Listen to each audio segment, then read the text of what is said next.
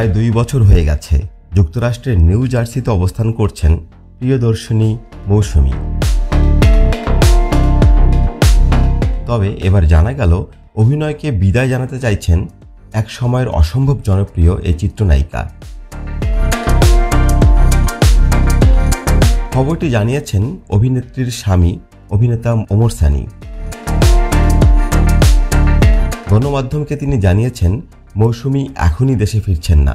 মেয়ের পড়াশোনা ও শাশুড়ির অসুস্থতা মিলিয়ে এখন তার পরিবারকে সময় দেওয়াটা অনেক জরুরি। ওমর সানি জানিয়েছেন মৌসুমী নাকি এও বলেছেন যে তিনি ভুলে যেতে চান তিনি মৌসুমী ছিলেন। গণমাধ্যমকে দেওয়া এক সাক্ষাৎকারে ওমর সানি বলেন, মৌসুমীর এই কথাটা খুব কষ্টের। তার মতো একটা লিজেন্ডকে নিয়ে ভালো কাজ তৈরি করবে এমন ভাবনা তো কারোর মধ্যে নেই। এমনকি তিনি নতুন প্রজন্মের শিল্পীদের আচরণ নিয়েও আক্ষেপ প্রকাশ করেন। সানি বলেন, নতুনদের সৌজন্যবোধে ঘাটতি আছে। অনেকেই এখন মনে করেন তারা মৌসুমীর চেয়েও অনেক বড় তারকা হয়ে গেছেন। কিয়ামত থেকে কিয়ামত সিনেমা দিয়ে ঢালিউডে অভিষেক হয় মৌসুমীর।